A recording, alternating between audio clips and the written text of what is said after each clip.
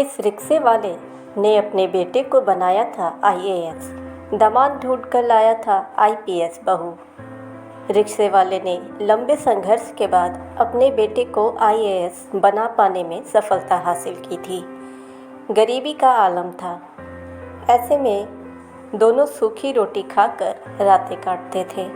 बेटा जब आईएएस अफसर बना तो खुशी का ठिकाना न था। वे इस समय गोवा में secretary fort, secretary skill development और इंटेलिजेंस के डायरेक्टर जैसे 3 पदों पर तैनात हैं। आपको रिक्शा चालक और उसके बेटे की इंस्पायरिंग स्टोरी बताने जा रहे हैं। सूखी रोटी खाकर कटती थी रातें। काशी में रिक्शा चलाने वाला नारायण जायसवाल ने लंबे संघर्ष के बाद अपने बेटे को आईएएस बनाया था। यही नहीं, उनके बेटे की शादी एक आईपीएस अफसर से हुई है। अब बेटा और बहू गोवा में पोस्टेड हैं। नारायण बताते हैं कि उनकी 3 बेटियां थीं, निर्मला, ममता और गीता, और एक बेटा। अलईपुरा में एक किराए के मकान में वे रहते थे। उनके पास 35 रिक्शे थे जिन्हें किराए पर चलवाते थे वो। सब ठीक चल रहा था। इसी बीच उनकी पत्नी इंदु को ब्रेन हैमरेज हो गया, जिसके इलाज में काफ़ी पैसे खर्च हो गए। 20 से ज़्यादा रिक्शे बेचने पड़े, लेकिन वो नहीं बची। तब गोविंद 7वीं कक्षा में था। गरीबी का आलम ऐसा था कि उनके परिवार को दोनों टाइम सूखी रोटी खाकर रातें काटनी पड़ती थी। वो खुद गोविंद को रिक्शे पर बैठाकर स्कूल छोड़ने जाते थे। वो कहते हैं कि हमें देखकर स्कूल के बच्चे मेरे बेटे को ताने देते थे, आ गया रिक्शे वाले का बेटा। मैं जब लोगों को बताता कि मैं अपने बेटे को आईएएस बनाऊंगा, तो सब हमारा मजाक बनाते थे। बेटियों की शादी करने के लिए बचे हुए रिक्शे भी बेचने पड़े। सिर्फ एक बचा, जिसे चलाकर मैं घर चलाता था। पैसे नहीं होते थे तो गोविंद सेकंड हैंड बुक से पढ़ता था। ऐसे बने गोविंद जायसवाल आईएएस अफसर। वे इस समय गोवा में secretary food, secretary skill development और इंटेलिजेंस के डायरेक्टर हैं। वे हरिश्चंद्र यूनिवर्सिटी में ग्रेजुएशन के बाद सिविल सर्विस की तैयारी के लिए दिल्ली चले गए थे। वहाँ उन्होंने पार्ट टाइम जॉब कर अपनी ट्यूशन का खर्च निकाला। उनकी मेहनत रंग लाई और फर्स्ट अटेम्प्ट में ही वे 48वें रैंक के साथ आईएएस बन गए। गोविंद की बड़ी बहन ममता बताती हैं कि भाई बचपन से ही पढ़ने में तेज था। माँ के देहांत के बाद भी उसने पढ़ाई नहीं छोड़ी।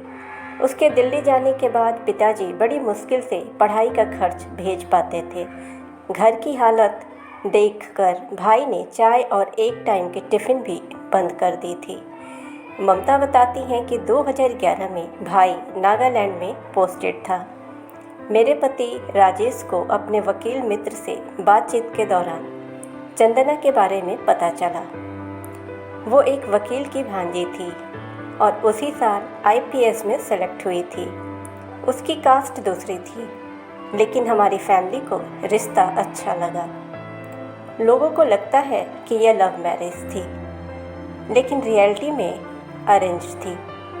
भाई छुट्टी में घर आया तो मेरे पति ने उसके सामने चंदना के मैरिज प्रपोजल की बात सामने रखी।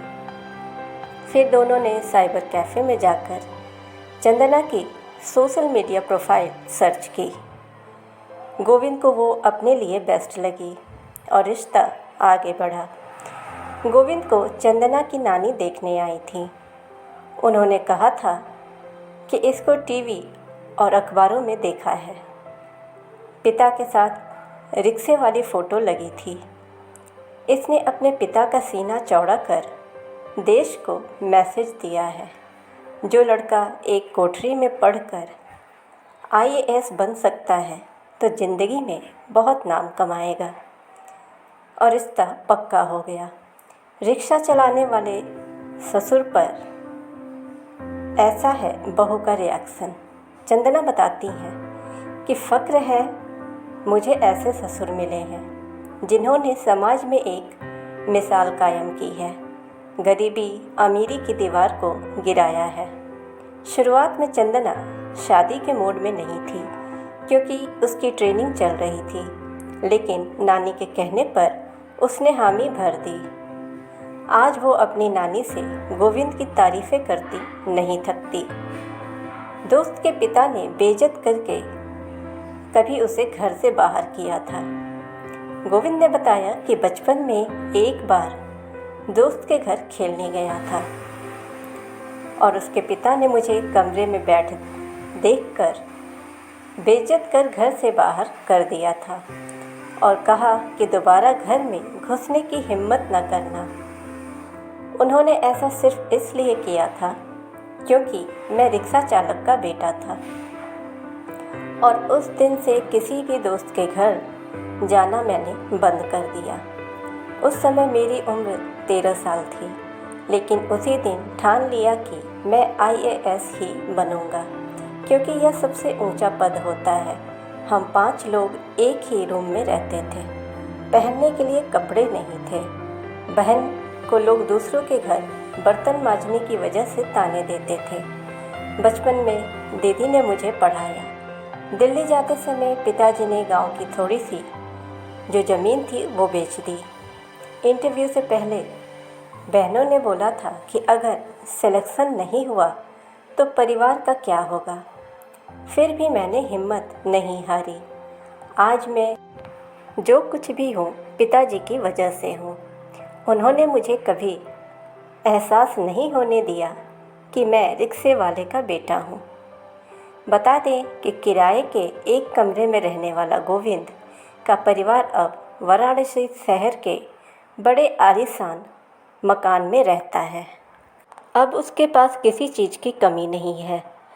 इस तरह से गोविंद ने अपने पिता की मेहनत और सपने को पूरा किया।